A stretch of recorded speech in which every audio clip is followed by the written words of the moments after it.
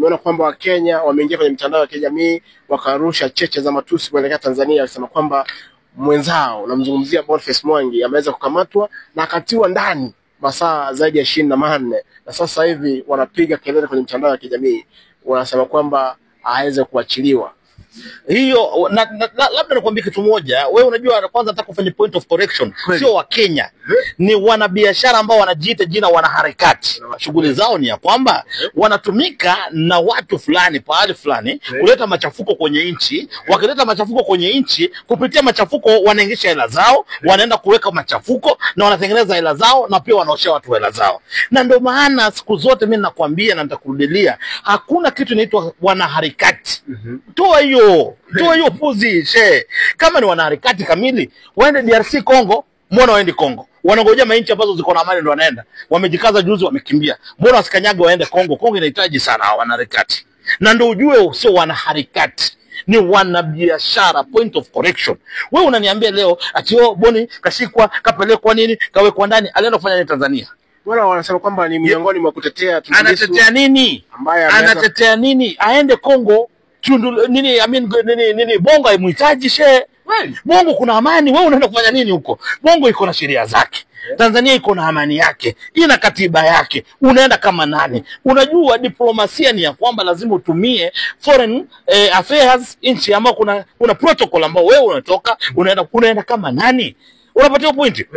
Sisi tunamjua Boniface Mwangi na tunataka kuomba Mama Samia Suluhu, tafadhali tusamee Watanzania wote wajue kwamba yule harepresent wa Kenya, anajirepresent na wanabiashara kadhaa ambao wako kama 50, 40 ama 100 ambao wanalipwa hela ya kufanya hiyo kazi. Wewe nakuuliza swali rahisi nataka nikuulize swali rahisi wewe ule Boniface Mwangi ambao ni mwanaharakati, ambao nimekwambia ni mwanabiashara, anafanya kazi gani? Mtoto wake anasoma kwa shule ambao analipa 1.5 million. Anafanya biashara yule. Wapata point? Nenda katafute wanabiashara ambao hata wenyewe wamejenga majumba kubwa kama hizi. Wapata point?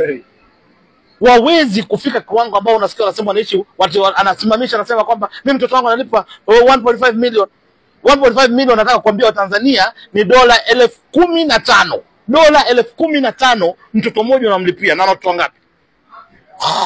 Unapata point? Ninasema yule ni mwana biashara. Unapata point? Na tunajua kwa machafuko na anatengenezea hela.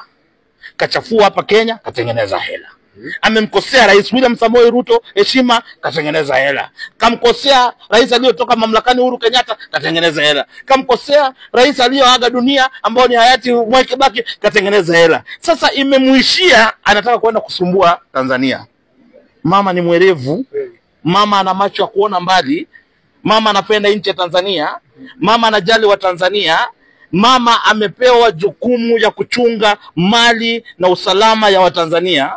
Sasa ameingia kwa choo cha kike. Na asiyofunzwa na babaye na mamaye, atafunzwa na ulimwengu. Kamdhalalisha rais wetu William Samoei Ruto hapa. Kaenda kwenye street kafanya vitu zote, kila siku anamsumbua William Samoei Ruto hapa. Katoka akadhania atapeleka hiyo upumbavu wapi? Tanzania. Sasa ameingia choo cha kike. Huko watampumulia kwa kisogo she. Huko sio kuendelea kwenye hiyo pumbavu nyako nazo, atapumuliwa kwa kisogo she. Hawezi kuruhusu gaidi kama Boniface Mwangi aharibu amani.